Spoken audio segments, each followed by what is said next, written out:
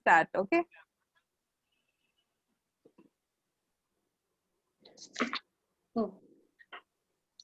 वृंदावन फूलों सा छा, चलो सखी फुलवा बीनन को, सांझी को दिन आयो। प्रेम मगन है सांझी चीतो, पचरंग रंग बनायो। वृंदावन हित रूप सखी तुम, करिए मन भायो। इस सुंदर सांझी के पद में श्री रूपलाल गोस्वामी जी कहते हैं कि पूरा वृंदावन फूलों से भर चुका है और यह बताता है कि सांझी का दिन निकट आ गया है। इसीलिए सभी सखियां फूल चुनने और बीनने जा रही हैं। प्रेम में मगन होकर सांझी का चित्र बनाया जा रहा है और 5 तरह के रंगों से उसे सजाया भी जा रहा है। यह दृश्य देखकर कृष्ण अपने मन में अति उल्लासित होते हैं। नमस्कार, ब्रज संस्कृति शोध संस्थान गोदा विहार वृंदावन का यह परिवार एक बार फिर आप सबका हार्दिक स्वागत करता है। ब्रज की कला और इतिहास के बचाव और संरक्षण के लिए जो यह अनुष्ठान हमारा है, उसमें आहुति देने के लिए एक बार फिर आप सभी कलाकारों, शोधकर्ताओं और ब्रज प्रेमियों का जो यहाँ एकत्रित हुए हैं, हम हार्दिक अभिनंदन करते हैं। ब्रज की कला जिसमें सांझी का प्रमुख स्थान है, उसका संरक्षण करने और उसे लुप्त होने से बचाने के लिए ब्रज संस्कृति शोध संस्थान कई वर्षों से कार्यरत है।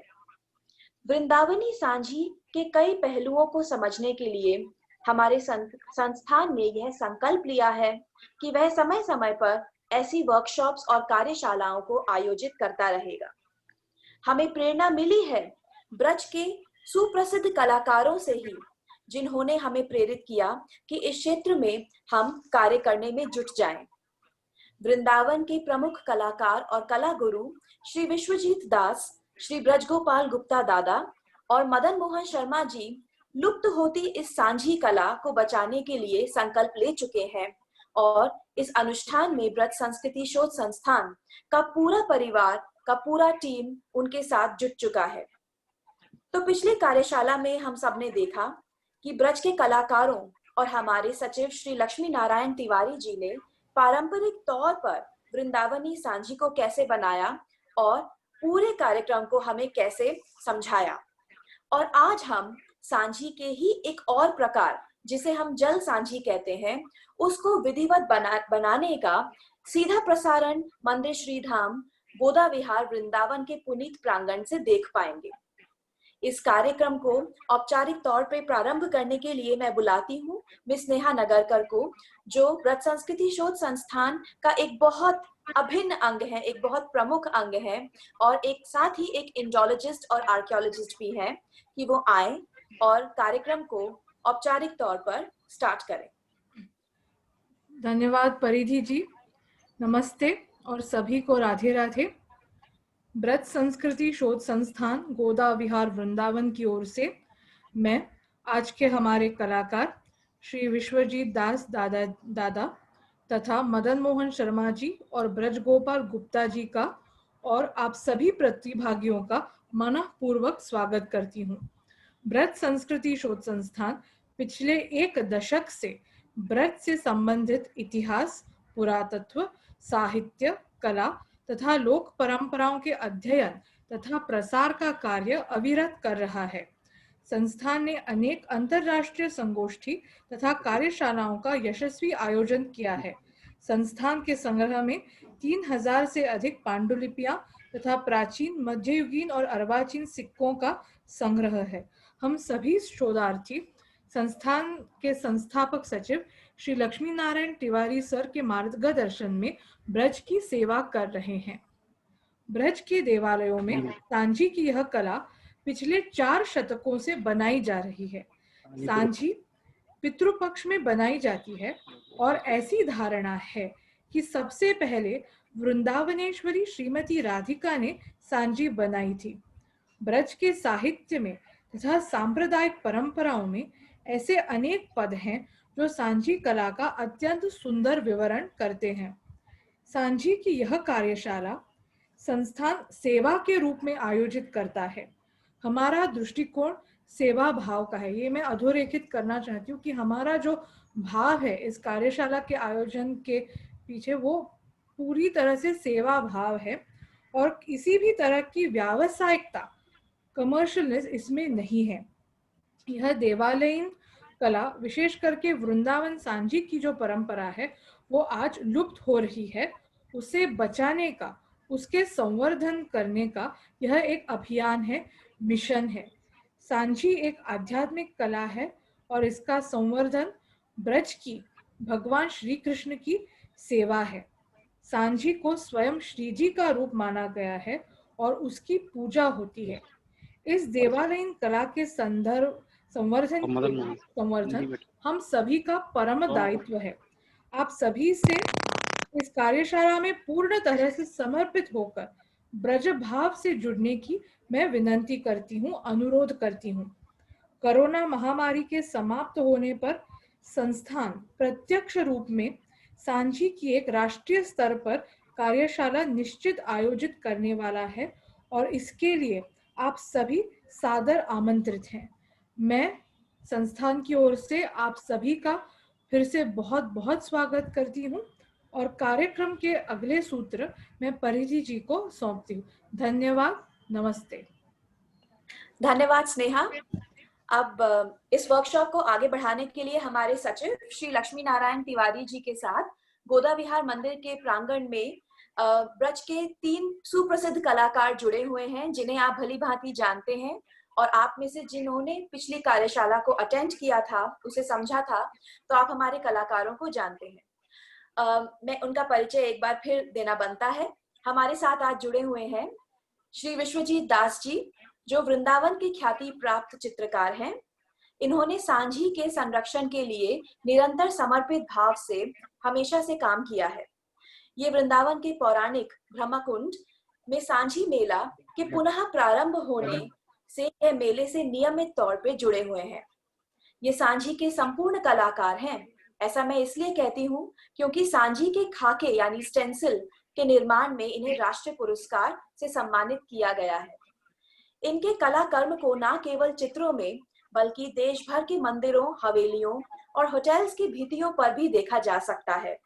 कला के लिए उत्तर प्रदेश सरकार ने इन्हें कई पुरस्कारों से सम्मानित भी किया है। श्री विश्वजीत दास जी दादा, आपका ब्रज संस्कृति शोध संस्थान में बहुत बहुत स्वागत है।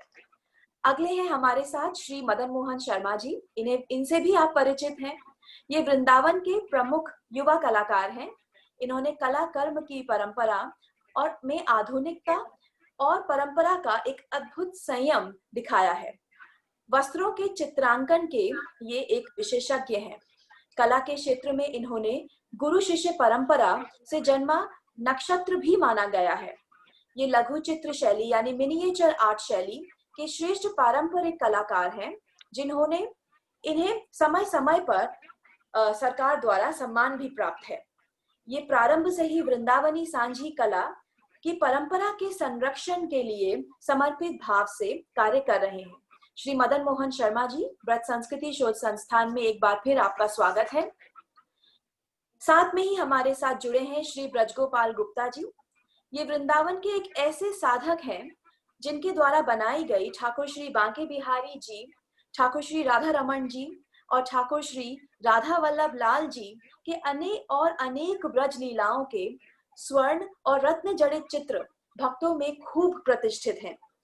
इन्होंने वृंदावनी सांझी को स्थायी पेंटिंग रूप में निर्मित करने का नवाचार अपनी कला कर्म का भाग बना लिया है।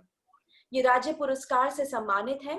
पिछले वर्ष यानी 2019 में ब्रज संस्कृति शोध संस्थान के द्वारा इन्हें ब्रज संस्कृति सेवी सम्मान को भी प्रदान किया है।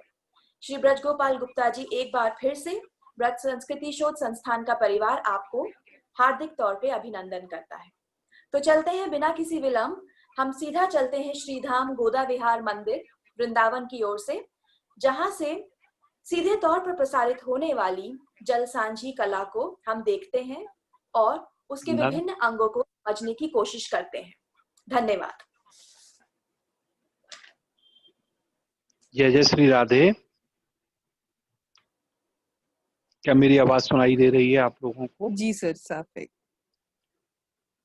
आज के इस कार्यक्रम से जो लोग भी कलाकार, कलाध्येता और विद्वान घन जो भी जुड़े हैं, उन सबको वृंदावन की या पुण्य भूमि पे हार्दिक स्वागत है, अभिनंदन है।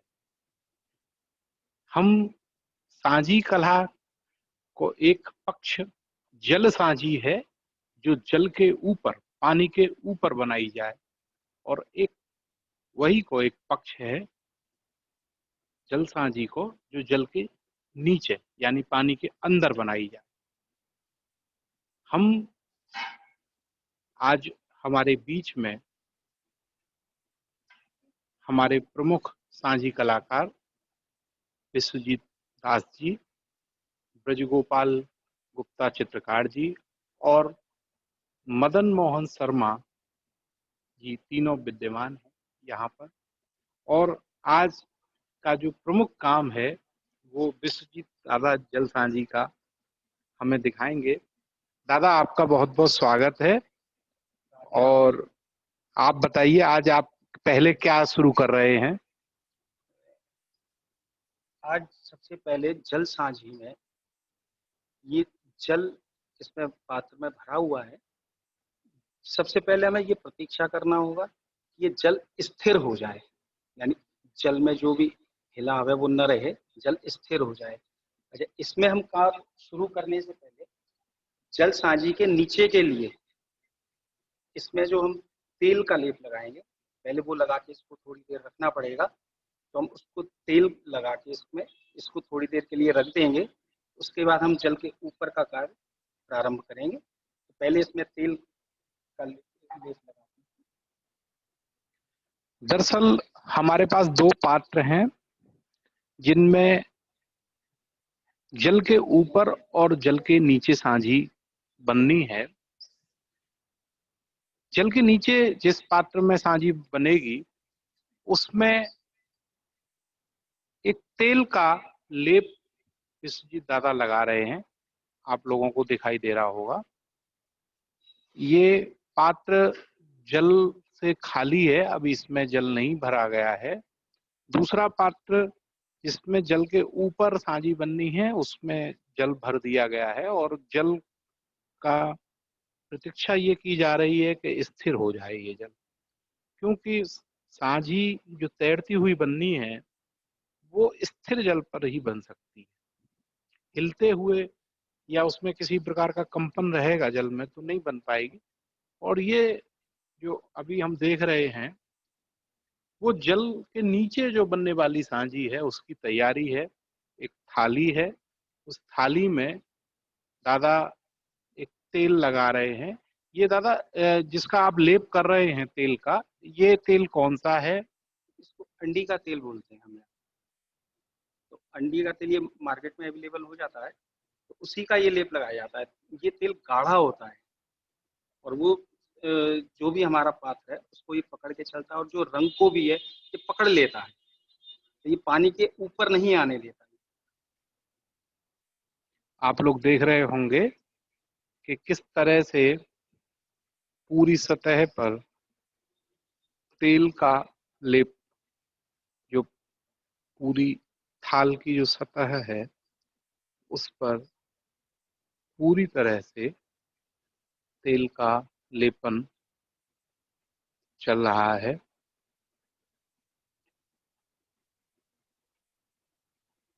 दादा, इसमें कुछ खास देखना होता है लेप लगाते समय? हाँ, तेल का सरफेस सारा जगह एक जैसा आना चाहिए। तो ये देखने के लिए अब यही चीजें होती हैं जो कि हम जैसे अब ये वीडियो के माध्यम से देख रहे हैं, ये चीज नहीं समझ में आती। ये जब तक आप प्रत्यक्ष यहाँ न देखें या उस चीज को न समझाया जाए तो वो चीज समझाना बड़ा मुश्किल होता है। लेकिन कोशिश करते हैं, पहले जैसे इसको हम साइड करके देखते हैं कि तेल का सरफेस सारा एक जैसा, पूरे में लेयर जो है तेल की वो एक जैसी आनी चाहिए। कहीं ज्यादा कहीं कम होगा तो वो दिक्कत होगा, वहां से तेल बहने लगेगा या फिर कलर वहां से सरकने लगेगा, तो ऐसा ना हो। ये प्रत्यक्ष अनुभव का काम है। जिस तरह से शायद आप लोग देख ही पा रहे होंगे कि किस तरह से उसकी सतह, पात्र की सतह तैयार की जा रही है।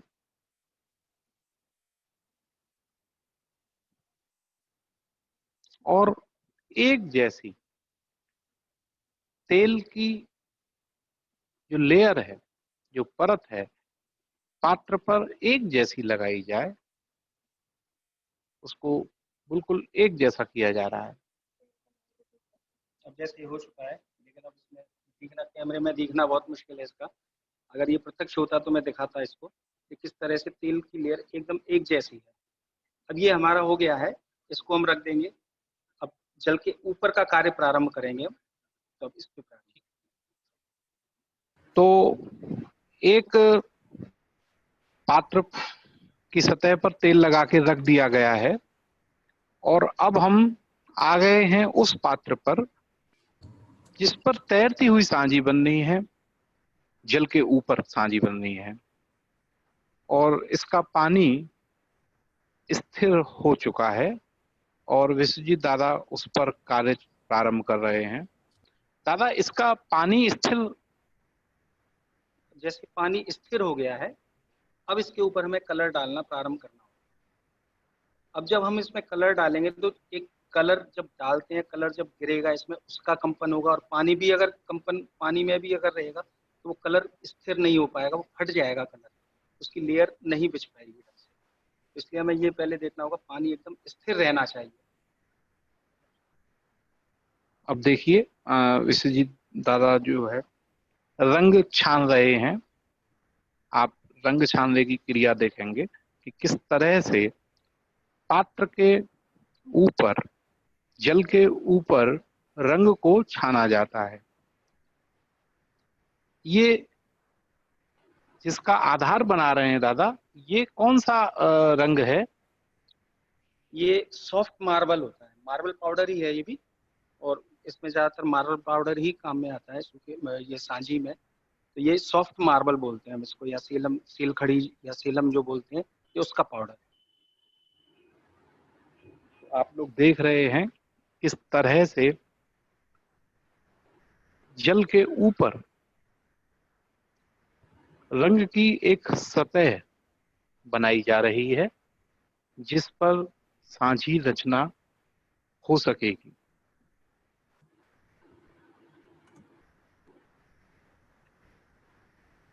दादा, मैं ये समझता हूँ, और हालांकि आज बड़ी मजबूरी है, पूरे विश्व एक महामारी के संकट के दौर से गुजर रहा है, हम सब जुड़े हुए हैं ऑनलाइन साधनों से, परंतु कला अनुभव की का विषय है। बिना प्रत्यक्ष अनुभव के कला को शायद नहीं सीखा जा सकता। और आज ऑनलाइन माध्यमों से कला के प्रशिक्षण का काफी लोग उपयोग कर रहे हैं, वो ठीक है, परंतु मुझे ये लगता है कि बिना प्रत्यक्ष अनुभव के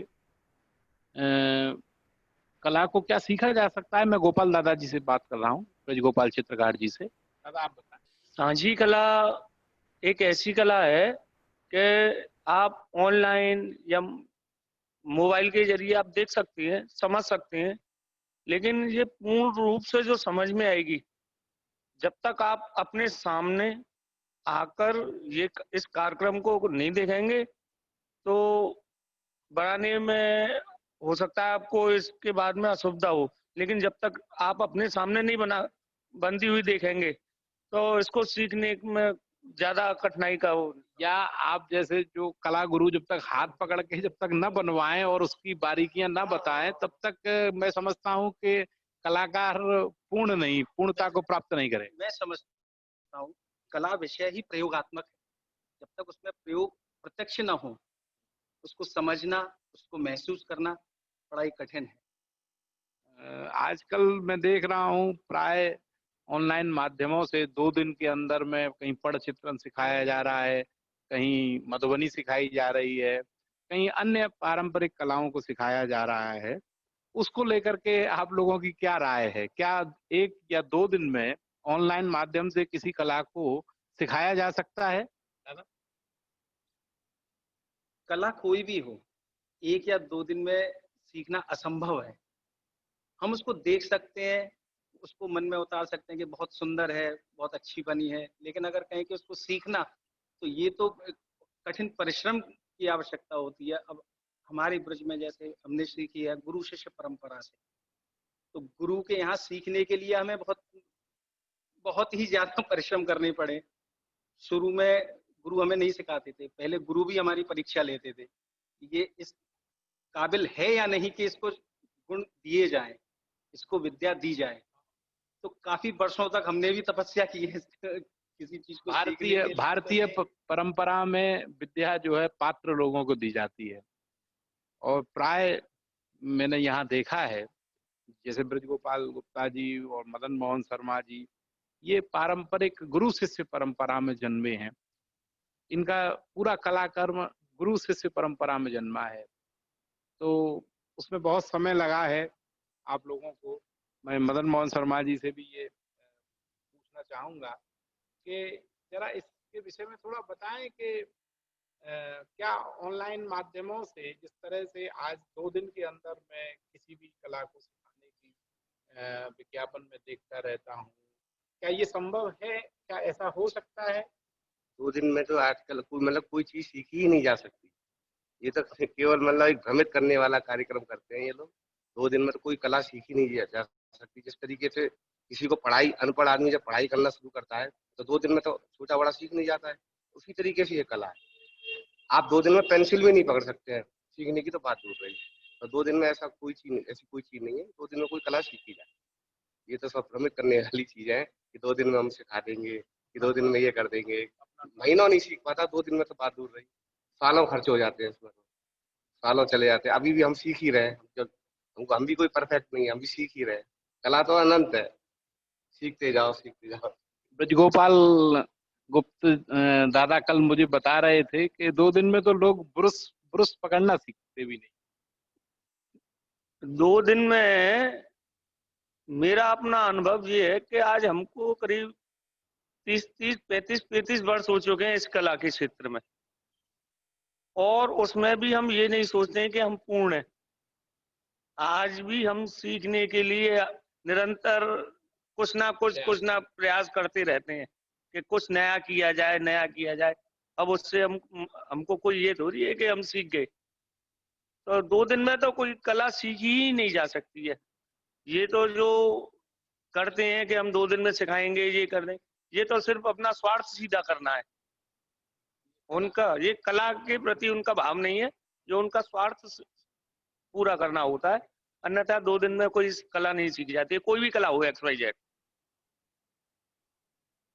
दादा, मैं देख रहा हूँ कि अब इस पर एक सतह आ गई है, और क्या इस सतह को अभी और आप मजबूत करेंगे?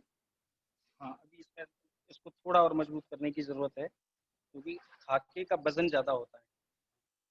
तो हमें ये भी देखना होगा कि इसमें किस परिमाण में ये डाला जाए, जिससे कि खाके के वज़न को सह सके। कहीं ऐसा तो नहीं खाका रखा और वहीं से फट गया। अगर ये फट गया बीच में बनाते हुए, तो इसको फिर दोबारा से ही इसको शुरू करना पड़ेगा। ये वहाँ से इसको सही नहीं कर सकते, वो पूरा फट जाएगा वहाँ से। तो हम लोग देख रहे हैं एक सतह पानी के ऊपर रंग की बनाई जा रही है, जिस पे खाके को रखा जा सके। आप लोग देख रहे होंगे पानी के ऊपर एक पूरी सतह बनाई गई है। यहाँ पे शायद कम है। और ये विश्वजीत दादा की उंगली आप देख रहे हैं, कॉटन के एक कपड़े में, सूती एक कपड़ा है जिसमें वो रंग को भर के छान रहे हैं। इसको रंग छानना कहते हैं, और उंगली इसमें बहुत चलती रहती है। बहुत धीमे धीमे इसमें उंगली का संचालन होता है, जिससे वो एक जैसा रंग चारों ओर बिखरता है, सूखा रंग।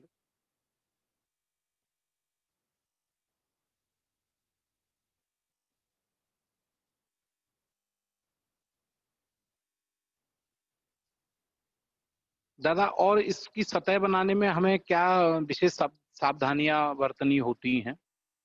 इसमें मेन इसकी जब हम सतह डालते हैं तो कलर जो है वो चारों तरफ एक जैसा आना चाहिए। कहीं ऐसा ना हो कि बहुत ज्यादा हो गया है तो वहाँ कलर का भार ज्यादा रहेगा, उस पर कलर और आएगा, या खाका भी हमने रखा तो वहां से वो बैठ सकता है। तो एक समान चारों तरफ एक समान होना चाहिए, कलर का जो बिखराव है वो एक जैसा आना चाहिए, लेयर उसकी एक जैसी आनी चाहिए परत। तो इस चीज का विशेष ध्यान रखना है कि जब हम कपड़ा चला के छानते हैं उसको तो पूरे में फैला कर छाने उसको, थोड़ा ऊपर से छाने और पूरे में फैला कर छाने, जिससे एक जगह वो कलर न गिरे, उड़ के गिरता रहे, बिखरता रहे, बिखराव उसका फैलाव उसका ढंग से आए, चारों तरफ फैल के कलर गिरे। तो आप जैसे देख रहे हैं कि मैं कलर डाल रहा हूँ लेकिन हाथ भी साथ में हिल रहा है और उंगली भी चल रही है, तो इससे जो कलर का फैलाव है वो पूरा आता है। अब ये देख सकते हैं, ये कलर एक जगह कहीं नहीं गिरेगा। इस चीज का विशेष ध्यान रखना पड़ता है इसमें। ये प्रत्यक्ष अनुभव से मैं समझता हूँ ज्यादा अच्छी तरह से समझ में आ सकता है। वैसे आप लोगों को दिखाई तो दे रहा होगा।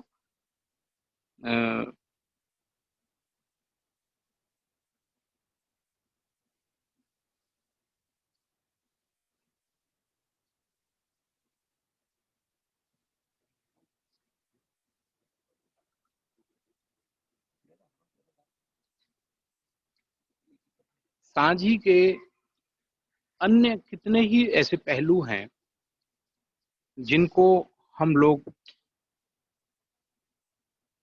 ऑनलाइन छोटी छोटी कार्यशालाओं के माध्यम से निरंतर प्रस्तुत करेंगे, किंतु संपूर्ण प्रशिक्षण हम लोगों का प्रस्तावित है एक आयोजन ब्रज संस्कृति शोध संस्थान गोदा विहार वृंदावन द्वारा वृंदावन में, जिसमें हम आप सबको आमंत्रित करते हैं प्रत्यक्ष रूप से इस कला के प्रशिक्षण हेतु। यह 4 दिवसीय आयोजन जैसे ही ये महामारी का संकट टलेगा हम लोग रखेंगे। आप वृंदावन आइए और सांझी की संपूर्ण परंपरा को, न कि वो जल सांझी, न कि वो रंग सांझी, न कि खाली स्टेंसिल, वो जो पूरी समग्र परंपरा है उसको समझने के लिए प्रत्यक्ष रूप से यहाँ आइए कार्यशाला में। और हमारा उद्देश्य है इस कला के संरक्षण के लिए कुछ लोग सीखें। कुछ लोग प्राय हम लोगों से प्रमाण पत्र भी मांगते हैं। तो कलाकार हमारे जो हैं वो हमेशा ये कहते हैं कि भाई जब तक वो लोग प्रत्यक्ष रूप से कैसे रंग बनाए जाते हैं इसके, जैसे आप देख रहे हैं कि रंग यहाँ बन रहा है, ये सारी चीजें जब तक प्रत्यक्ष रूप से अनुभव न लें तब तक कैसे सांझी जैसी दुर्लभ कला का किसी को प्रमाण पत्र दिया जा सकता है। जरा इस विषय पर हमारे ब्रजगोपाल चित्रकार दादा कुछ बताएंगे। दादा बता।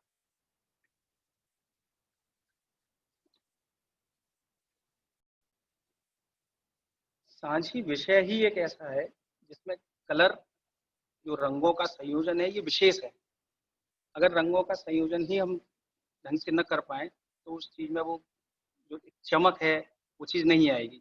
तो कलर जो हम तैयार करते हैं, एक एक कलर के शेड जो तैयार करने होते हैं, वो किस तरह से हम किस किस कलर को मिला के किस तरीके से बना रहे हैं, कौन से कलर है, कौन सा कलर कितना मिलाना है, उसका परिमाण कितना होना चाहिए, तो ये सारी चीजें जब तक हम न देखें, सामने न देखें, वो चीज समझ में नहीं आ सकती। तो यही है इसमें, जब तक यहाँ न हो और प्रत्यक्ष न हो तो काफी चीजें बताना बहुत ही मुश्किल होता है जो ऑनलाइन नहीं समझाई जा सकती। तो इस चीजों में काफी बारीकियां हैं। हम कपड़े की जो ये पोटली बनाते हैं, ये कितनी बननी चाहिए, इसका रख रखाव कैसा होना चाहिए, इसको हम किस तरीके से कलर बनाते हैं तो उसमें क्या क्या सावधानी होनी चाहिए, ये सारी चीजें खुल के जब तक एक मंच में न हो, प्रत्यक्ष न हो, बताना बहुत ही मुश्किल होता है। सारी चीजों पे फोकस करना एक ऑनलाइन या 1 घंटे में या 2 घंटे में, ये संभव नहीं हो सकता। तो ये सारी चीजें जब हम प्रयोग एकदम प्रत्यक्ष रूप से जब यहाँ आएंगे, जब भी हम देख पाएंगे कि ऐसा नहीं है कि कलर हम बना रहे हैं तो इस चीज में भी बहुत विशेष ध्यान रखने पड़ते हैं कि कहीं ऐसा तो नहीं उसमें नमी आ गई है। अगर नमी आ गई वो कलर नहीं चलेगा, वो उड़ेगा नहीं कलर, कलर में नमी नहीं आनी चाहिए। फ्री फ्लो तो रंग जो है गिरते समय एक फ्री फ्लो लिए हुए हो। ये काफी चीजें हैं जिन चीजों का विशेष ध्यान रखना पड़ता है। हम जिस समय खाके उपयोग में ले रहे हैं तो वो खाके किस तरीके से रखे जाएं, कहाँ रखे जाएं, कैसे उनका उपयोग होगा, उपयोग करने से पहले उनको कैसे रखना है या उपयोग करने के बाद उनका रखरखाव कैसे करना है। तो ये सारी चीजें हैं जो प्रत्यक्ष ही समझाई जा सकती हैं। ऑनलाइन निमित्त समझिए कि एक केवल इतना बता सकते हैं, हाँ ऐसे हमने कलर डाला, इस तरीके से कलर लिया, लेकिन अब वो कलर तैयार कैसे हुआ, उसको कितना मिलाना है, कितनी देर तक उसको मिला के चलना है कि उस कलर, अगर उस कलर में कुछ नमी है, कुछ कमी है तो उसको हम कैसे दूर करें, ये सारी चीजें प्रत्यक्ष ही हो सकती है। बहुत सर, महत्वपूर्ण एक बात क्वेश्चन आपने है। विश्वजीत दादा हमें बताई कि सर, एक क्वेश्चन ये है कला अभी। प्रत्यक्ष अनुभव से ही सीखी जा सकती है। तिवारी सर, आप सुन तो पा रहे हैं अब मुझे? देखिए विश्वजीत दादा इस पर एक रंग चला रहे हैं, वो आपको दिखाई दे रहा होगा कि किस तरह से एक रंग बनाया गया है। ये रंग कई रंगों को मिला करके इसका ये रूप बना है। इसमें पीला और हरा, नीला,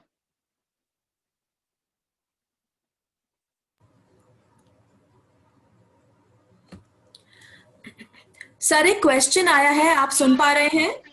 हाँ मैं सुन पा रहा हूँ, बताएं। कनिका जी प्लीज अपना क्वेश्चन लीजिए। सर, आपको मेरी आवाज आ रही है? हाँ आ रही है। जी सर, ये रुपेश भाटिया जी पूछना चाह रहे हैं कि हम्म। मार्बल डस्ट पानी के ऊपर ही रहता है या पानी के अंदर भी चला जाता है? क्या ये तैरता रहता है? ये जो सेलम पाउडर है ये पानी के ऊपर तैरता रहता है दादा। ये 4-5 घंटे तक ये आराम से पानी पर तैरेगा, हम्म। धीरे धीरे ये पानी में बैठेगा, 4-5 घंटे ये ऊपर बना रहे। ये 4-5 घंटे तक विश्वजीत दादा बोल रहे हैं कि 4-5 घंटे तक ये पानी के ऊपर तैरता रहता है, उसके बाद धीरे धीरे ये बैठने लगता है। तो इसका जो जल सांझी का समय है आकर्षण का, वो 4 घंटे, 3 घंटे 4 घंटे के अंदर ही होता है, क्योंकि प्राय मंदिरों में सांझी शाम के समय उसके दर्शन होते हैं। और क्योंकि रंग सांझी बनती है और वो बहुत बड़े फलक पे बनती है, उस समय जल सांझी भी बना देते हैं। तो 7 बजे दर्शन शायद खुल पाते हैं सांझी के। 7 से 9 बजे तक 2 घंटे तक सांझी के दर्शन होते हैं, जबकि उसकी तैयारी पूरे दिन की जाती है। पिछली कार्यशाला हम लोगों ने रंग सांझी पे की थी, 2 दिवसीय, आपने देखा रंग सांझी को बनते हुए। और वृंदावनी सांझी, जिसको हम लोगों की जो मुहिम है बचाने की, वो है खास वृंदावनी सांझी को, जो एक लुप्त होती हुई कला है, उसके संरक्षण के लिए कलाकारों की यह पूरी टीम समर्पित है। हम चाहते हैं कि भारत के नहीं पूरे विश्व भर से कला प्रेमी, कला साधक, कलाकार वृंदावन आए और वृंदावनी सांझी का प्रशिक्षण प्राप्त करें। ये देवालयों में रहने की वजह से ये कला प्रशिक्षण के अभाव में दम तोड़ रही है। तो हम आज इस कार्यक्रम के माध्यम से आप लोगों से आह्वान करते हैं, उन कलाकारों से, कि वह वृंदावन आए और इसका प्रशिक्षण प्राप्त करें। हाँ सर एक और क्वेश्चन और है, अगर पूछ सकते हैं अभी बीच में। हम्म सर सोनल जी पूछ रही हैं कि कपड़ा कौन सा इस्तेमाल किया जा रहा है, विच टाइप ऑफ क्लॉथ, कौन सा कपड़ा यूज कर रहे हैं? ये विश्वजीत दादा, आप जो कपड़ा का प्रयोग कर रहे हैं पोटली के लिए, वो किस तरह का कपड़ा है? सूती कपड़ा, ये सूती कॉटन का सूती cotton, pure cotton.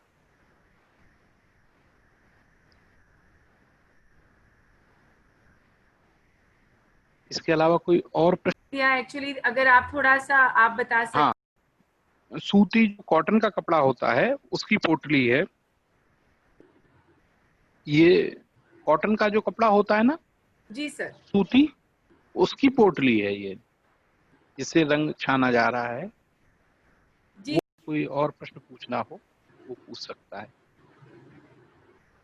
Sir Sandeep ji पूछ रहे हैं कि क्या ये सभी रंग क्या ये रंग बाजारों में भी आसानी से उपलब्ध होते हैं?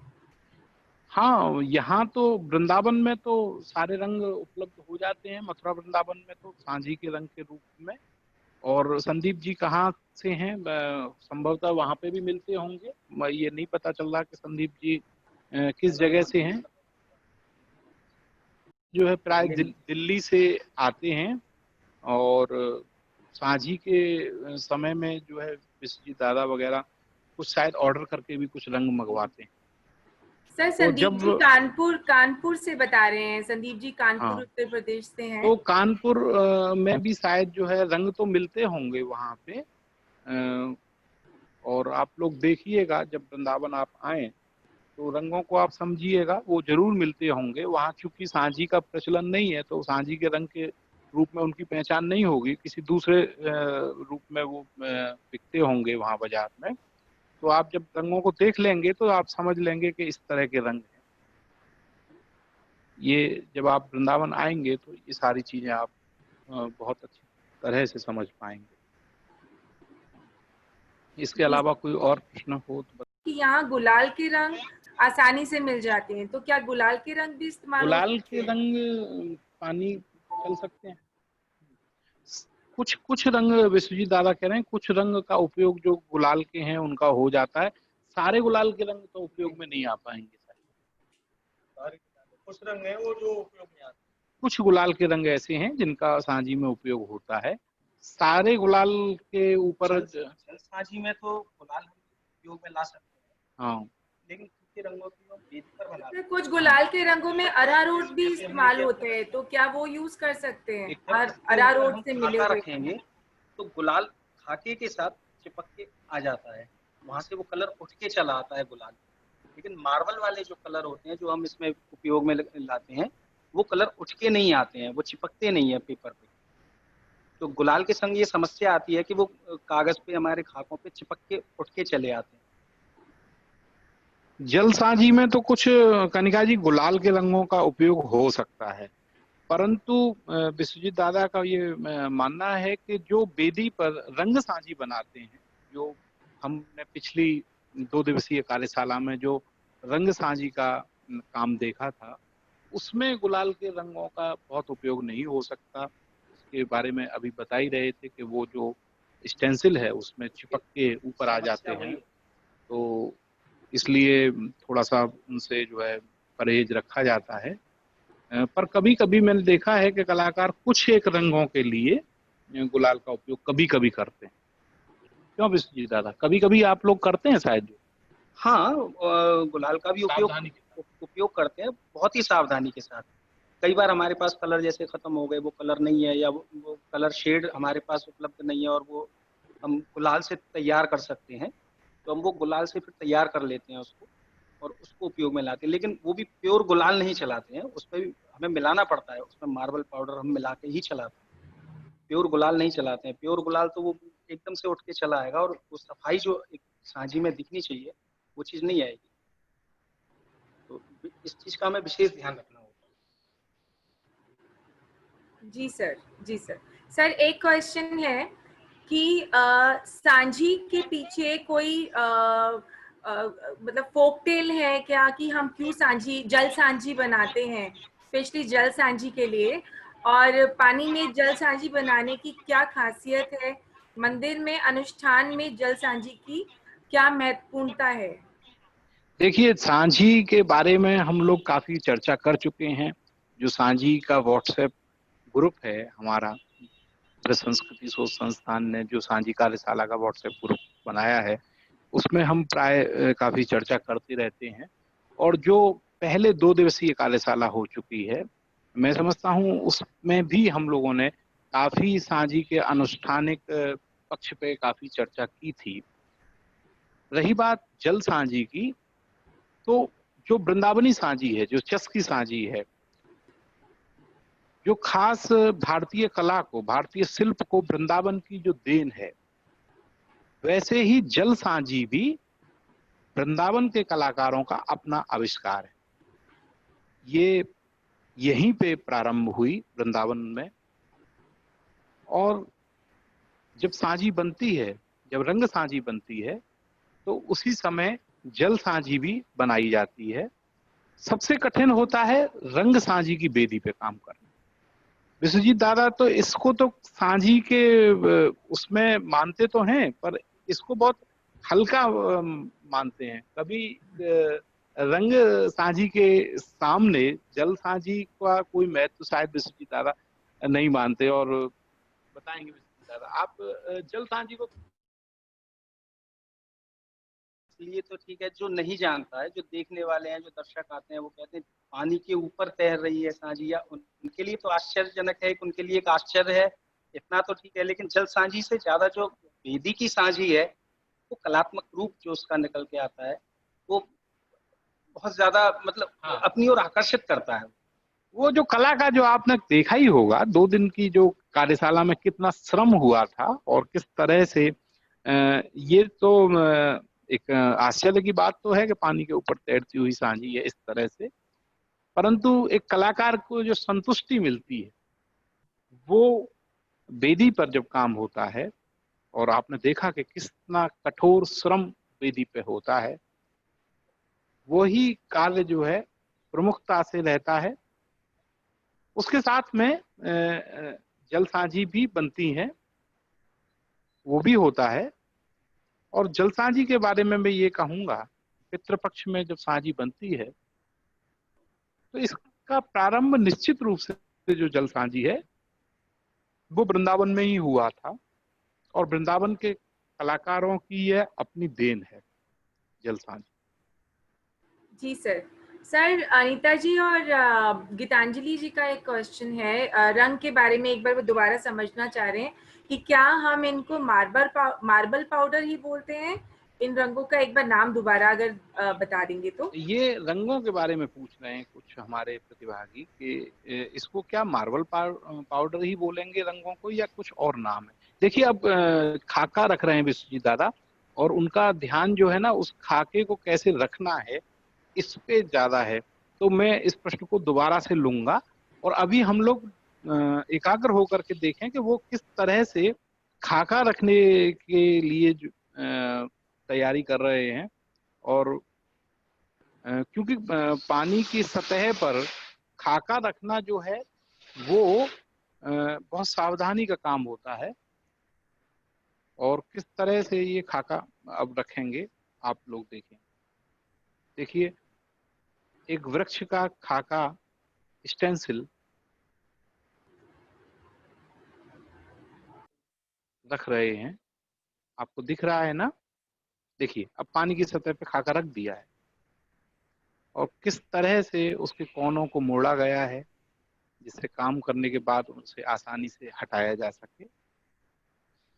ये आप लोग देख रहे होंगे।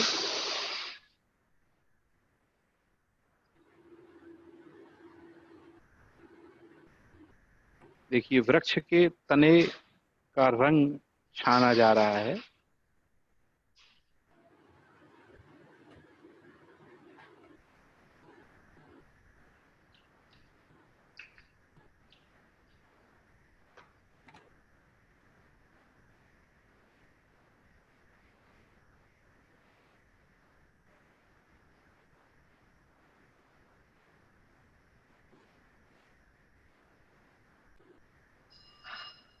उसमें भी एक शेड दे रहे हैं, तने में एक शेड के लिए एक नए रंग का उपयोग हो रहा है।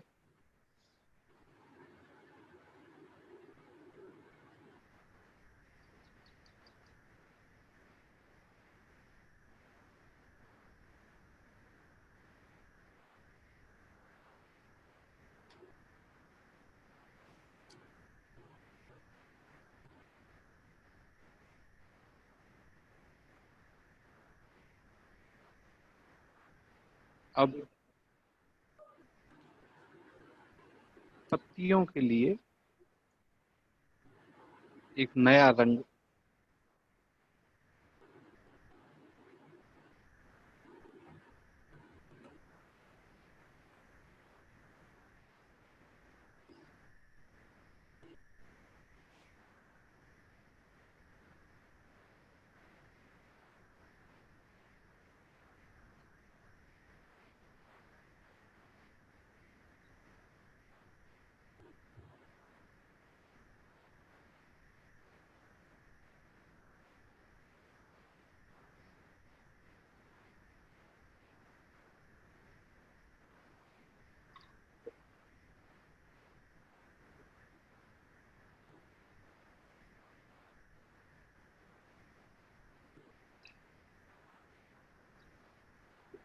प्रयोग को शेड देने के लिए आप देखेंगे कदम्ब का शायद वृक्ष बना रहे हैं। किसका वृक्ष बना रहे हैं?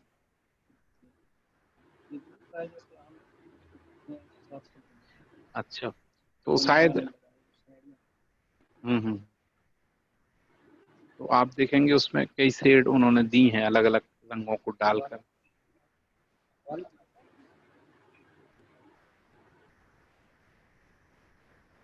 देखिए, आप ध्यान दें कि किस तरह से खाके को उठाया जा रहा है जिससे पानी हिले नहीं।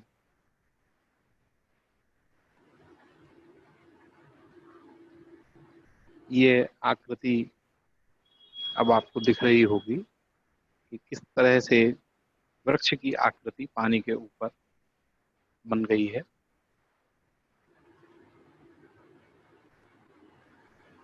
अब एक और खाके स्टेंसिल को तैयार किया जा रहा है। पूरा प्रयास है कि जो वृंदावन की जो वृक्षावलियां हैं उन्हें अंकित किया जाए।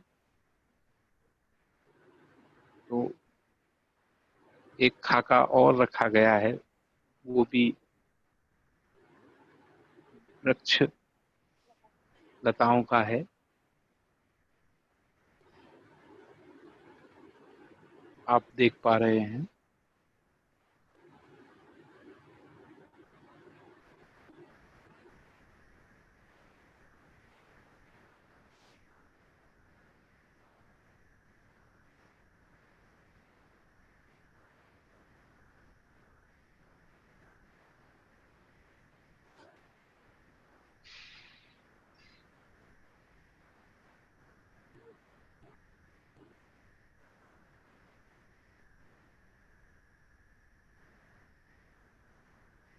देखिए, ये दूसरा खाका भी हटा लिया गया।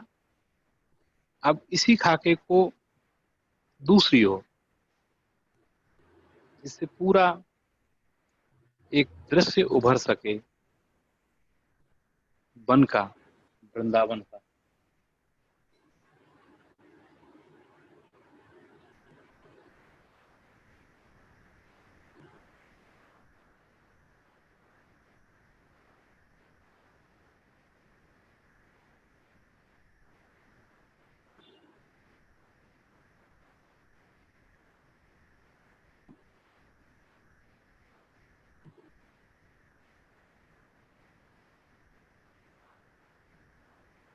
देखिए किस सावधानी से खाके को हटाया गया।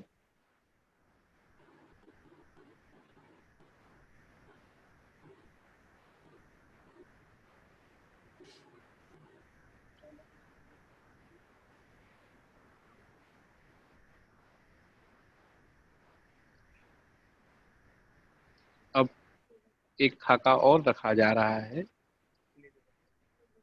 जो केले के वृक्ष का है, आप लोग देख रहे होंगे। और उसके लिए दादा ने ब्रजमोहन शर्मा जी को बोला है कि इसका थोड़ा सा कलर कुछ अलग बनाओ। तो ब्रजमोहन शर्मा जी इस समय, हाँ हाँ, मदन मोहन शर्मा जी जो है इस समय अलग से, हाँ दिखाएं, अलग से एक रंग तैयार कर रहे हैं।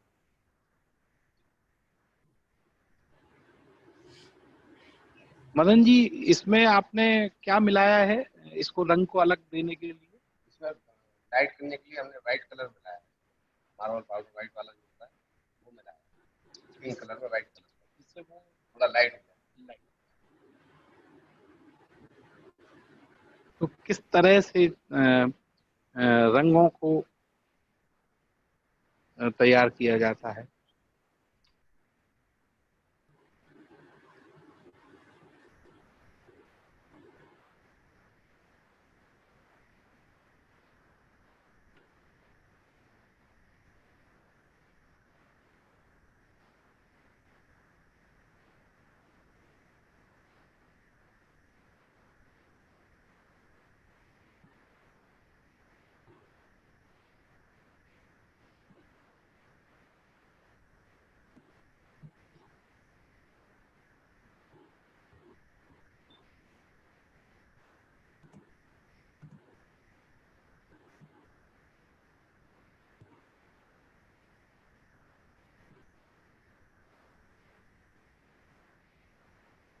ये दूसरी ओर केले के वृक्ष को रखा गया है और दूसरी ओर भी खाके के माध्यम से केले के वृक्ष का अंकन।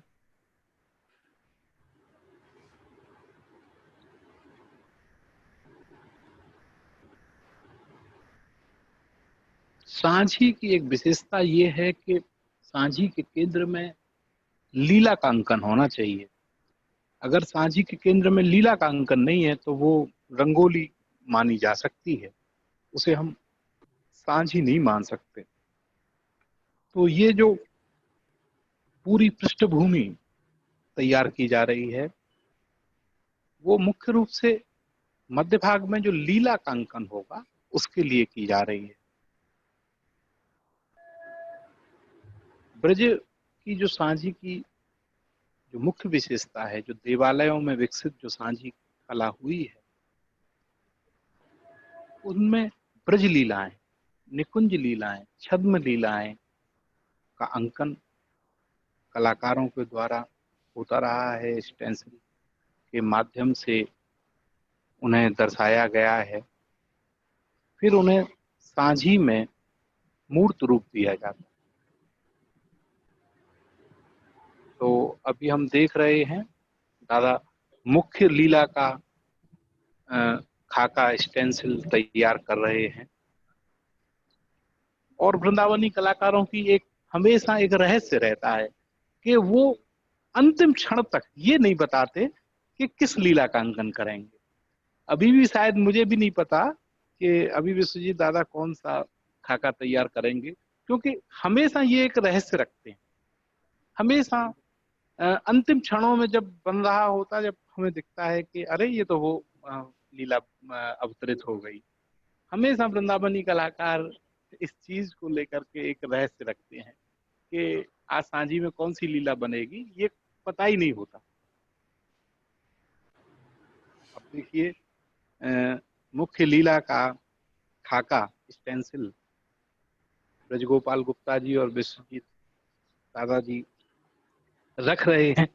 तो दो लोगों का काम है, किस तरह से दो लोग बड़ी सावधानी से खाके को बैठा रहे हैं।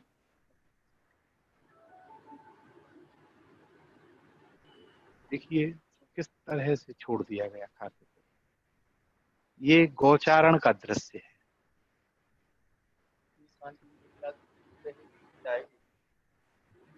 ये जो सांझी लीला है, मतलब ये सांझी जो बन रही है इसकी ये पहली लीला है, जिसको देखकर जिस समय सांझ को गोचारण करके जो कृष्ण आते थे और रास्ते में राधा रानी उनको रिझाने के लिए सांझी बनाती थी, ये वो वाली लीला है।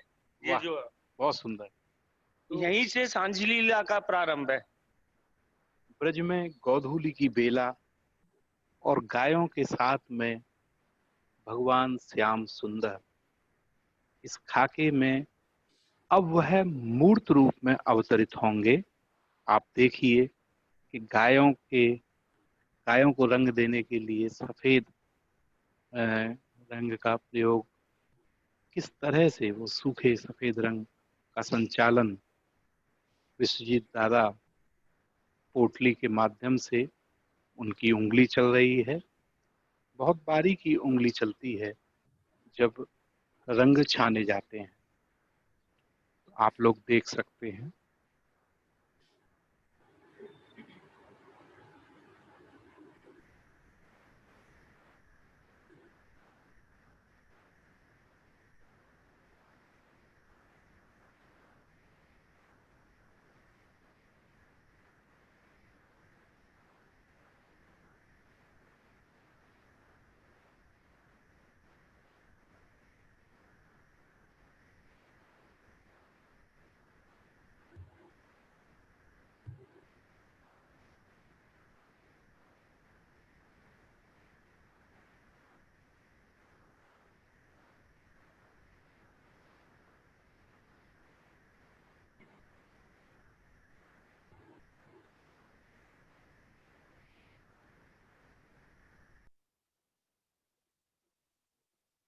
आप लोग देख रहे होंगे कि इस समय गायों को का आधार रंग छाना जा रहा है और उधर मैं देख रहा हूं कि मदन मोहन शर्मा जी निरंतर रंगों के संयोजन के लिए, नई शेड बनाने के लिए निरंतर रंगों का मिश्रण तैयार कर रहे हैं।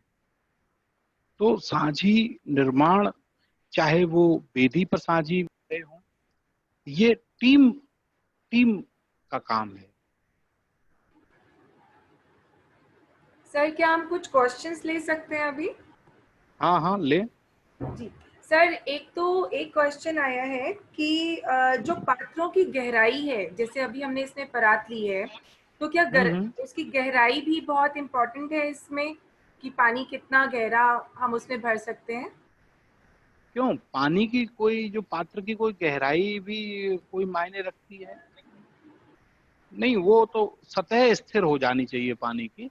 अब वो कितना भी गहरा हो, वो इतना उसकी कोई मायने नहीं रखता कि वो कितना गहरा भरा हुआ है। ऊपरी सतह बिल्कुल स्थिर हो जाए।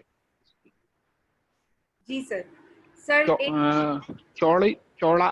पात्र की जो चौड़ाई होगी, तो चूंकि लीला का अंकन उस पे होगा, उस पे एक पूरा स्थान बनना चाहिए जो है।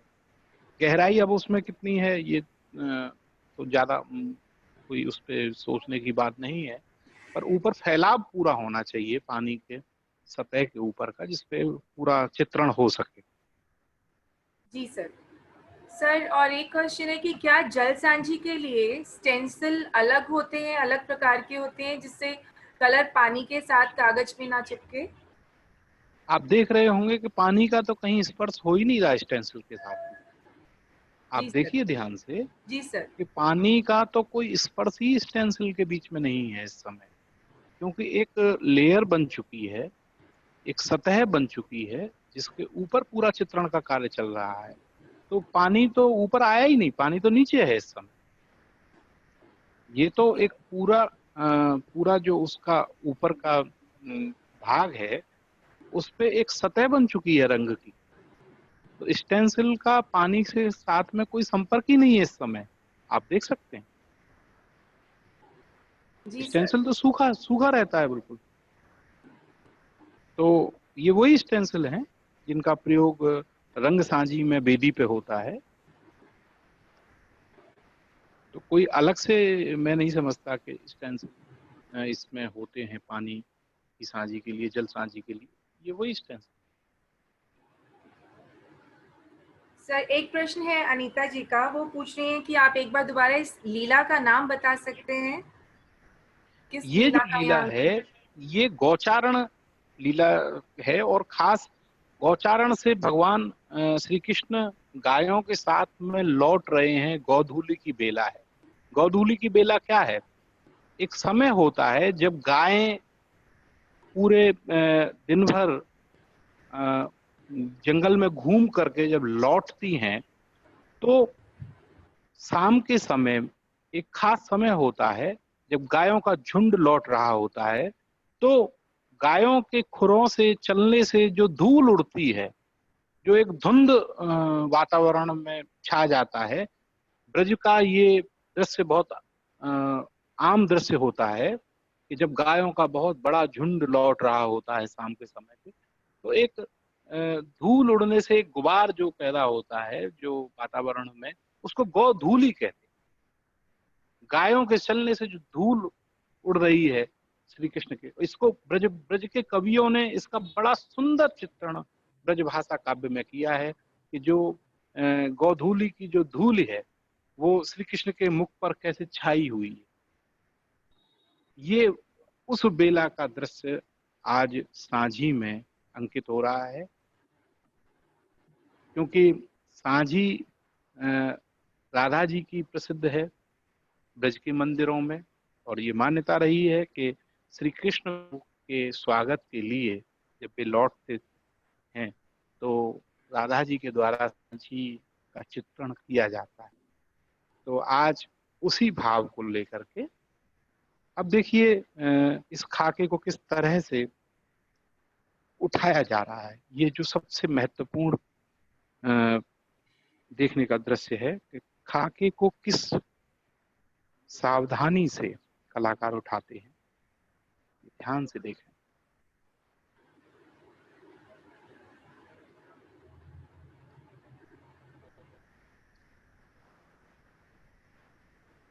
हल्का सा पानी में एक छलाप पैदा हुआ है।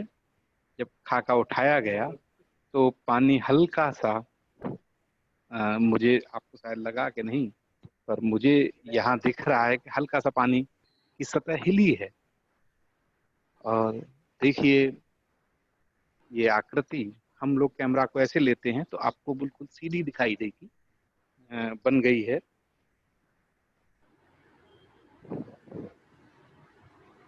अब आप देख सकते हैं सुंदर दृश्य।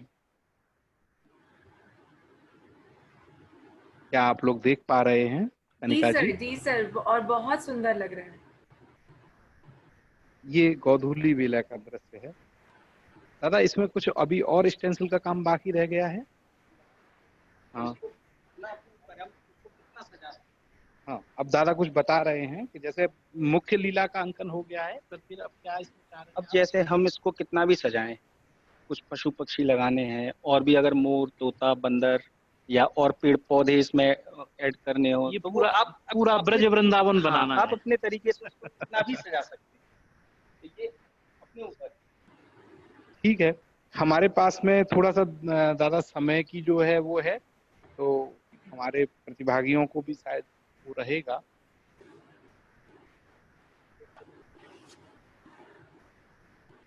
को दिखा रहे हैं उनकी दूसरी थाली तैयार है, जो जल की सतह के नीचे जो आज सांझी बननी है। अब आप उसको देख रहे हैं, जल के ऊपर सांझी बन चुकी है। विश्वजीत दादा को मैं देख पा रहा हूँ कि वो खाका तैयार कर रहे हैं, जो जल के,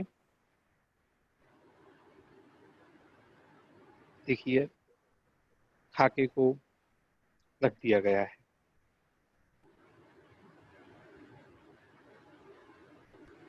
यह जल के नीचे सांझी बनेगी।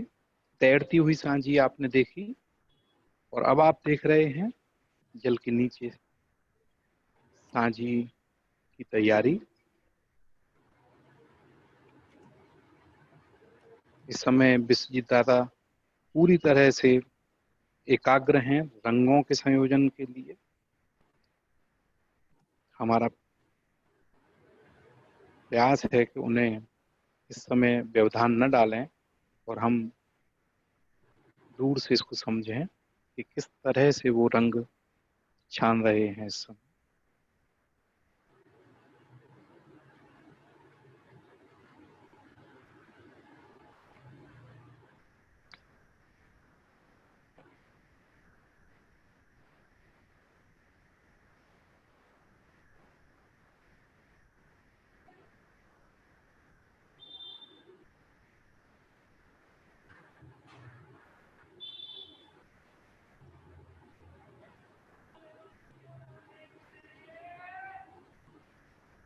दादा ये जो स्टेंसिल है ये क्या सखी का है?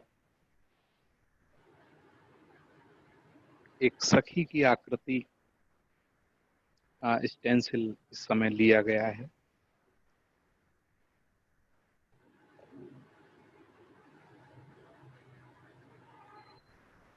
अब देखिए किस तरह से खाके को वो बहुत सावधानी से हटा रहे हैं।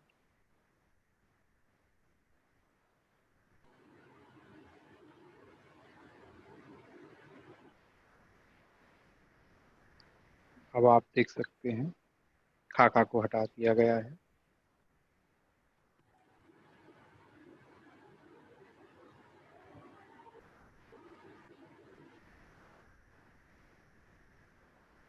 दूसरा सर खाका इसमें भी हाँ पहले तेल लगाया गया है? किस पर? इस प्लेट में भी पहले तेल लगाया गया है?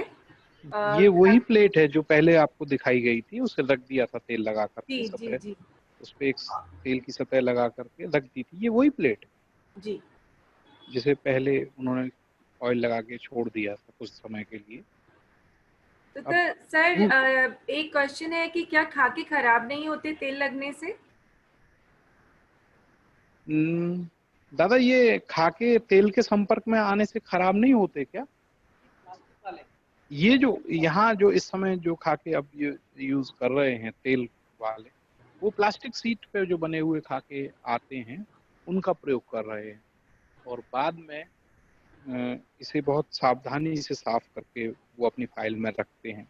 आप अगर पेपर वाला भी यूज करना चाहें तो वो भी हो जाता है, लेकिन हम उसको कहीं भी सूखे रंगों की साझी में उसको उपयोग में नहीं लाते हैं। जो भी पानी के नीचे के लिए जो तेल के संपर्क में जो खाका आएगा उसको हम फिर सूखे रंगों में उपयोग में नहीं लाते, क्योंकि वो कलर को चिपका के अपने साथ ले आएगा। तो इसके जो भी पानी के नीचे हम जो खाका लगाएंगे वो इसी पानी के नीचे के लिए ही उसको अलग रखते हैं।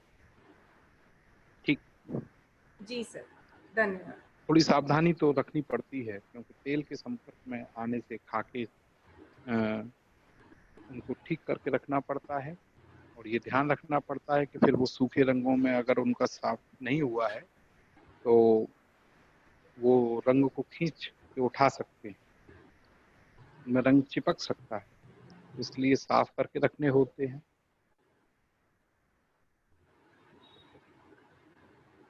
ये दूसरी आकृति भी इसमें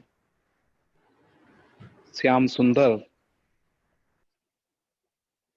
हैं और रास की मुद्रा है, नृत्य की मुद्रा है।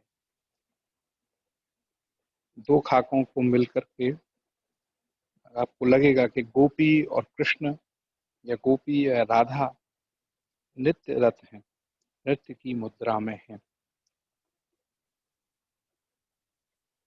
देखिए किस तरह से खाके को वो उठा रहे हैं। ये अब आकृतियां आपको स्पष्ट दिखाई दे रही होंगी। कनिका जी, आपको आकृतियां स्पष्ट दिखाई दे रही? जी सर, बिल्कुल बहुत बहुत सुंदर दिखाई दे रही हैं और सब लोग चैट बॉक्स में बहुत कमेंट्स भी कर रहे हैं। सब लोग बहुत प्रसन्न हो रहे हैं और इसकी अनुभूति कर रहे हैं कि कितना सुंदर ये बनकर आ रहा है। तो दरअसल मैं हमेशा ये मानता रहा हूँ कि ब्रज साझी जो है ब्रज की एक तरह से राजदूत है, एक राजदूत कला की तरह है, जो अ, ब्रज को, ब्रज से बाहर भी ब्रज को जिसने जीवंत बनाए रखा है। हम देखते हैं कि पुष्टि संप्रदाय में जब सांझी बनती है तो प्राय गुजरात के क्षेत्रों में, मध्य भारत के क्षेत्रों में, और अब तो विदेश में भी जहां जहां भारतीय लोग, गुजराती लोग गए, वहां वहां सांझी को लेके गए। और वह हालांकि वृंदावनी शैली की सांझी तो नहीं बनती, परंतु पुष्टि संप्रदाय की शैली की बनती है, तो उसमें ब्रज तो अंकित होता ही है।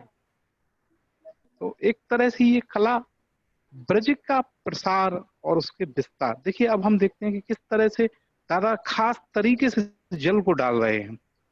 देखिए आप लोग देख सकते हैं कि पानी को डालने का एक तरीका है, पानी को, जिससे वो रंग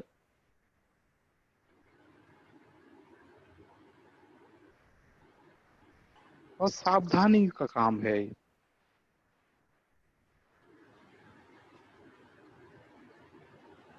अब आप देखेंगे कि किस तरह से पानी को बहुत आहिस्ता आहिस्ता, अगर हम सीधा पानी डाल देंगे तो सारे कलर निकल जाएंगे।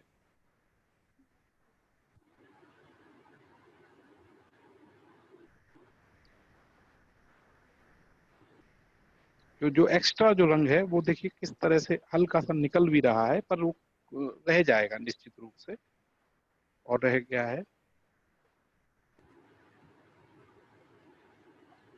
थोड़ा सा पहले, विश्वजीत दादा बोल रहे हैं कि थोड़ा सा रंग लगा करके इसको छोड़ना पड़ता है, क्योंकि समय की आज हमारे सामने बाध्यता है। तो आपको दिखा दिया, इसको थोड़ा छोड़ना पड़ता है आकृति को बना करके।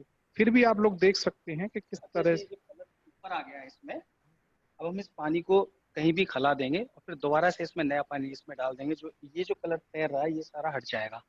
अब इसमें से कोई भी कलर आएगा नहीं अगर हम दोबारा भी पानी डालेंगे। और अब जैसे आप ये देख रहे हैं कि राधा जी कहीं से नहीं बिगड़ी हैं, लेकिन कृष्ण जी को हमने साथ के साथ उसमें खाका उठा के सीधे पानी डाल दिया। इसको कुछ देर रखना पड़ता है जिससे कि वो तेल जो है वो कलर को पकड़ ले। तो वो अभी पकड़ नहीं पाया उसको। राधा जी की आकृति ज्यादा अच्छी बनी जी। तो ये भी आप ध्यान रखेंगे, ये भी एक प्रयोग आपको दिखा दिया दोनों तरह से करके कि पानी को खला के पानी बदल लीजिए। हाँ। वो कलर तैर रहा है वो अलग हट जाएगा। जैसे तो इस पानी को हम कहीं खला देते हैं, देखिए आप दोबारा से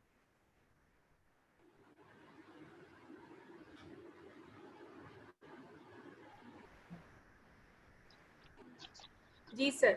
सर बहुत सारे लोग मेबी अभी इस बार हमारे साथ जल सांझी में जुड़े हैं, तो बहुत लोग उत्सुक है जानने के लिए कि रंग कैसे मिलेंगे, खाका किस प्रकार का है, कैसे हमें ये सारी जो बहुत सी उनकी जो जानकारी जो चाहते हैं वो मैं समझता हूँ कि वो प्रत्यक्ष। देखिए फिर वो दोबारा से पानी भर रहे हैं, अब आप देखिए।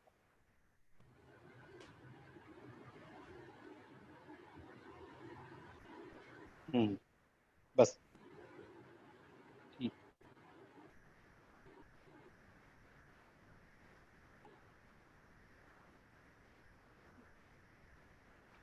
तो ये इस तरह की जो बहुत से प्रश्न निश्चित रूप से आ रहे होंगे और उनके उत्तर मैं समझता हूँ कि यहाँ जब हम लोग सांझी की कार्यशाला करेंगे वृंदावन में, तो आपको खाके और रंगों के बारे में, और हम लोग ये व्यवस्था करेंगे कि आपको यहाँ खाके भी उपलब्ध हो सकें। ऐसे कलाकारों को भी हम लोग यहाँ आमंत्रित करेंगे जो आपको खाके उपलब्ध कराएंगे और रंग भी उपलब्ध कराएंगे। आप यहाँ से रंग भी ले जा सकेंगे और वो उनके साथ में आपका संपर्क बन जाएगा, तो वो लोग रंग आपको भेज सकते हैं। तो हम लोग करेंगे कि जब सांझी की कार्यशाला वृंदावन में हो तो खाके के कलाकार भी जुटें, सभी लोग जुटें। एक राष्ट्रीय स्तर का आयोजन यहाँ सांझी को लेकर के 4 दिन के प्रशिक्षण का ब्रज संस्कृति शोध संस्थान मंदिर श्रीधाम गोदा विहार वृंदावन के प्रांगण में हो। इस बीच हम और आप लगातार जुड़े रहेंगे ऑनलाइन नए नए सांझी के पहलुओं पे बातचीत करने के लिए। आगे हम एक दिन इस तरह की कार्यशाला स्टेंसिल को लेकर के भी करेंगे, कटिंग को लेकर के। एक दिन हम परिचर्चा करेंगे ब्रजगोपाल गुप्ता जी के साथ में, जो उनका प्रयोग सांझी की पेंटिंगों के रूप में है। तो इस तरह के अन्य अन्य पहलुओं को लेकर के भी हम लोग कलाकारों के साथ में आपके का जो निरंतर संवाद है सांझी को लेकर के चलता रहेगा। ब्रज की कलाओं का ये पूरा एक तरह से इसको हम कहेंगे कि सफर जारी रहेगा। जय जय श्री राधे। सर, आज के लिए हमारी सांझी बन चुकी है। हाँ, आप सांझी पे फोकस कर दीजिएगा जी। हाँ, आप देखिए। तो आज की हमारी वर्कशॉप की जल सांझी पानी के सरफेस के ऊपर जो बनी है और पानी के सरफेस के नीचे भी जो बनी है, वो हम देख सकते हैं कि बन चुकी है। और यह जो हमारा एक लार्जर प्रोजेक्ट है जिसमें हम ब्रज की कलाओं का प्रेजर्वेशन ये जो हम करना चाह रहे हैं, उसके ऊपर हमारा ये पहला स्टेप है। ये जब आप लोग वृंदावन आएंगे और हम ब्रज संस्कृति शोध संस्थान से जुड़ेंगे, तब हम देखेंगे कैसे हम ब्रज की विभिन्न कलाओं को, जिसमें सांझी प्रथम कला जो हमने ली है, उसके बाद बहुत सारी कलाओं को जो अब लुप्त होने की कगार पर है, किस तरीके से हम बचाने का कार्य कर रहे हैं। कार्यक्रम को आज बहुत ही सुंदर तरीके से संचालित किया हमारे साथ कनिका शर्मा जी ने, जो खुद एक आर्टिस्ट हैं। मैं उनको फिर बुलाना चाहूंगी क्योंकि वो हमारा संस्थान का जो एक प्रोजेक्ट है जिसमें हम चाहते हैं कि काफ़ी आर्टिस्ट्स, स्कॉलर्स, आर्ट हिस्टोरियंस जुड़ें और ब्रज की कलाओं को आगे लेके जाएं, उसके बारे में हमारी ऑडियंस को संक्षेप तौर पे कुछ बताना चाहती हैं। कनिका शर्मा जी का मंच पे स्वागत है। She is an artist, she is also a teacher at Birla Vidya Niketan school in Delhi, and she has been an art instructor for the last 15 years. She has a master's in drawing and painting from Jivaji University. She is very keen in teaching students different forms of Indian folk art, which is a very, very rare initiative these days. Schools do not take up these kind of initiatives. So thank you, Kanika ji, for that. She puts up regular exhibitions all throughout the country and conducts organization for folk art and the preservation of different Indian art forms. Kanika ji बहुत लंबे समय से हमारे संस्थान के बहुत सारे कार्यक्रम में जुड़ी हुई हैं, हमारी मदद करती रहती हैं, हमें मार्गदर्शन देती हैं। आज वो आप सबको बताएंगी कि कैसे संस्थान सांझी को लेकर और ब्रज की डिफरेंट कलाओं को लेकर आगे बढ़ना चाह रहा है। कनिका जी। धन्यवाद परिधि जी। राधे राधे सभी को पुनः। तो एज एन आर्टिस्ट मैं आप लोगों से इस वक्त बात करना चाहूँगी, जुड़ना चाहूँगी। सबसे पहले ब्रज संस्कृति शोध संस्थान, हमारे संस्थापक सचिव लक्ष्मी नारायण तिवारी जी, प्रशिक्षक गण और इस कार्यशाला से जुड़े सभी लोगों को मेरा प्रणाम। एक आर्टिस्ट की नज़र से मैं इस वर्कशॉप के बारे में कहना चाहूँगी कि हम लोग बहुत ही सौभाग्यशाली हैं। स्पेशली मैं अपने आप को मानती हूँ कि सबसे प्रखर जो इस सांझी लोक कला के हमारे जो प्रशिक्षक गण हैं, हमें उनसे सीखने के लिए मिल रहा है। सीधा एकदम संपर्क है उनसे। हम किसी भी तरह के कोई भी उनसे प्रश्न पूछ सकते हैं और अपनी जानकारी और जिज्ञासा को समझ सकते हैं उनके जो भी उत्तर हैं उनके द्वारा। और पीछे जितनी भी वर्कशॉप्स हुई हैं सांझी से जुड़ी हुई, मैंने देखा है कि हमारे जो विश्वजीत दादा हैं, मदन मोहन सर हैं और गोपाल सर हैं, वो लोग कितनी गंभीरता से एक एक बारीकी को हमको उसको बताते हैं और कितनी लगन है उनमें खुद में उन चीज़ों को लेकर कि जब वो काम कर रहे होते हैं तो उनका पूरा ध्यान अपने काम पर होता है और एक अनुष्ठान की तरह वो उसको करते हैं। तो एक ये चीज़ भी उनसे सीखने को मिली कि हर चीज़ कमर्शियल नहीं होती है, हर चीज़ बेचने के लिए नहीं बनाई जाती है। चीजें अनुष्ठान के लिए भी होती हैं, जिसमें आपकी मन को एक संतुष्टि और खुशी मिलती है, जिसमें एक तरह की, और ब्रज की सांझी तो कृष्ण जी की सेवा है, तो वो सेवा भी हमको देखने को और सीखने को मिली कि किस तरह से होनी चाहिए। तो एज एन आर्टिस्ट मुझे लगता है कि मेरी जिम्मेदारी है और मेरी एक रिक्वेस्ट है कि हम जितने भी लोग इस समय जुड़े हुए हैं, हम सबकी एक मौलिक जिम्मेदारी बन जाती है कि इस कला को अब हम आगे लेके जाएं। इस कला को हम सबसे पहले अपने घर से जोड़ें, घर के बाद हम पड़ोसियों से, फिर अपने स्कूल, कॉलेज, संस्थाएं, प्राइवेट सेक्टर, गवर्नमेंट सेक्टर, जहां भी हम किसी से इसके बारे में बात कर सकते हैं, सिखा सकते हैं, जानकारी दे सकते हैं किसी भी लेवल पर। तो ये एक हमारा एक भारतीय होने के नाते, एक ब्रज से जुड़ने के नाते और कृष्ण जी की सेवा के नाते, मतलब ये भी एक हमारी एक तरह से सेवा हुई कि हम उस चीज को आगे लेके जा रहे हैं, और हमें ये एक तरह की हमारी रिस्पॉन्सिबिलिटी बन जाती है कि हमको इसको आगे ले जाना चाहिए। वरना जैसे हम एज एन आर्टिस्ट, मैं अपने बारे में ही बता रही हूँ कि हम कई तरह की वर्कशॉप्स के साथ जुड़ते हैं, वो खत्म हो जाती है, फिर आगे बढ़ जाते हैं, कुछ याद रहती हैं बातें और कुछ हम भूल जाते हैं।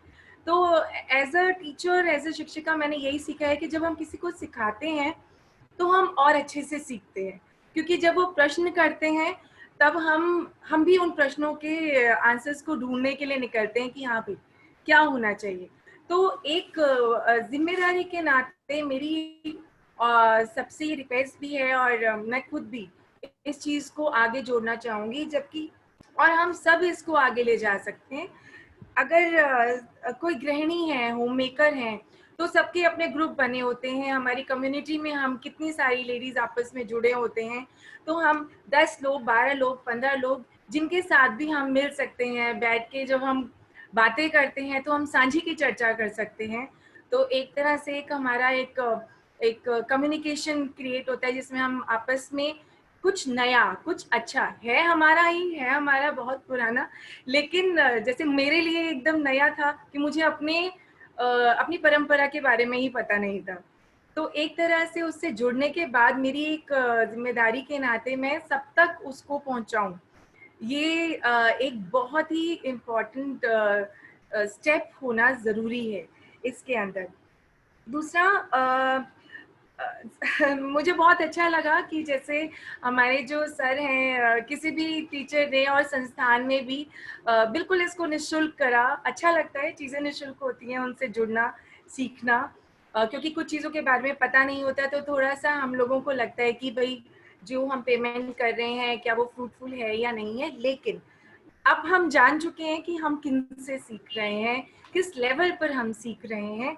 तो मुझे लगता है कि इसके बाद हम लोग जब अपने अपने क्षेत्र में, अपने अपने राज्यों में, जो लोग बाहर से जुड़े हुए हैं, जो लोग अब्रॉड से जुड़े हुए हैं, हर कोई, हम लोग यहाँ से विश्वजीत दादा हैं और मदन मोहन सर हैं और हमारे गोपाल सर हैं, उनको बुलाकर कार्यशाला मुझे लगता है हम लोगों को शुरू करानी चाहिए जैसे ही कोरोना खत्म होता है। और क्योंकि बिना अनुभव करे, बिना हाथ से बनाए, जैसे एक लेडी के लिए जब तक आप रोटी बेलेंगे नहीं और वो गोल बनेगी नहीं, तब तक आप उस अनुभव को जब तक करेंगे नहीं तो आप शेयर नहीं कर सकते।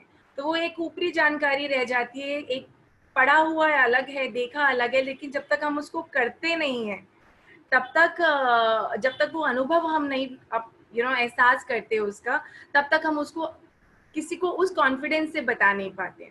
तो मुझे लगता है कि हम और ये इसके जैसे कोरोना खत्म होता है उसके बाद चाहूंगी कि हम सब मिलकर अपने अपने राज्यों में, अपने अपने, हम लोग मेरे ख्याल से इस प्लेटफॉर्म पर ऑल ओवर इंडिया से जुड़े हुए हैं और हम लोग अपने अपने एरिया में लोगों को इसके बारे में जानकारी देकर जोड़ सकते हैं। और मुझे लगता है कि एक अमाउंट फिक्स होना चाहिए, एक शुल्क भी होना चाहिए, क्योंकि हर किसी को अपना एक पारिवारिक स्थिति को भी संभालना होता है, आने जाने के लिए, वहाँ रहने के लिए बहुत सारी चीज़ें होती हैं। एज एन आर्टिस्ट मैं बात कर रही हूँ, अगर मैं किसी दूसरे क्षेत्र में जाती हूँ तो मुझे इन सब चीज़ों का ध्यान रखना पड़ता है। तो हाँ, अगर मैं करती हूँ तो मैं सर से रिक्वेस्ट करूंगी कि प्लीज हम लोग जो भी कोशिश करके मूल्य इसका रखें, तो मींस आपके कला का और इस सांझी का तो कोई मूल्य हो नहीं सकता, बस हमारी तरफ से एक छोटी सी एक भेंट रहेगी कि आप आ रहे हैं इतनी दूर अपने क्षेत्र से हमारे पास सिखाने के लिए, तो वो एक फाइनेंशियली एक होना ज़रूरी है ताकि इस चीज़ों को हम आगे चला सकें और ये बढ़ती चली जानी चाहिए। एक छोटा सा एक और उदाहरण है, जैसे हम लोग एक परिवार को जोड़ने वाला, जैसे मैंने देखा सांझी में 2 से 3 लोग मिलकर एकजुटता के साथ में कार्य कर रहे थे, तो ये हम लोग एक परिवार के साथ जब हम त्योहार मनाते हैं तो उस त्योहार के समय पे भी हम लोग सांझी कार्यशालाओं का आयोजन कर सकते हैं अपने रिलेटिव्स के साथ। हम उनको आमंत्रित कर सकते हैं अपने घर पर, और हम अपने जो हमारे टीचर्स हैं यहाँ पर उनको भी बुला सकते हैं कि उनसे वो सीधा सीख सके, और इससे हम लोगों की आपस में भी एकजुटता बढ़ती है, संबंध अच्छे होते हैं और एक खूबसूरत सी प्यारी सी कला हमको और सीखने को मिलती है, और बस प्रसन्नता ही प्रसन्नता होती है और बाकी बिहारी जी की सेवा हो जाती है। तो आप सबसे यही मेरी एक विनती है कि प्लीज इसको यहाँ पे खत्म ना करें, इसे अपने डिवाइस के साथ बंद ना करें, इसको आगे लेकर जाएं और सभी को इसके साथ जुड़ने का एक प्रयास जरूर करें। धन्यवाद। Radhe Radhe. Thank you so much Kanika ji. और अब मैं बुलाना चाहती हूँ doctor Abhilasha Chaudhary. Doctor Abhilasha Chaudhary is an artist. She is also an assistant professor at the Jagran College of Fine Arts, Science and Commerce located in Kanpur. She will come and formally close the workshop today with her Thanksgiving. Thank you परिधि ma'am. Radhe Radhe. Braj की देवालय कला एवं संस्कृति की दुर्लभ कला सांझी एक अनुष्ठानिक कला है, जिसमें कि आज जल सांझी बनाने की अद्भुत प्रक्रिया सीखने की एक सुखद अनुभूति से परिचित हुए।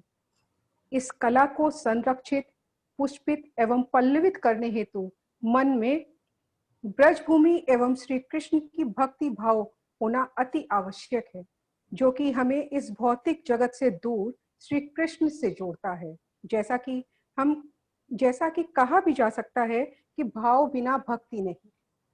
कला साधना से ही संभव है। इसी साधना में रत हम ब्रज संस्कृति शोध संस्थान के सचिव और हम लोगों के प्रेरणा स्रोत श्री लक्ष्मी नारायण तिवारी जी ने आज एक बार फिर हम लोगों को जल सांझी के माध्यम से ब्रज धाम पहुंचा दिया।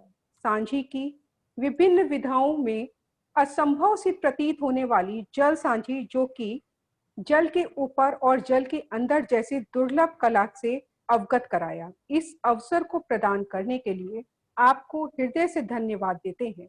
कहा जाता है कि कला बांटने से बढ़ती है।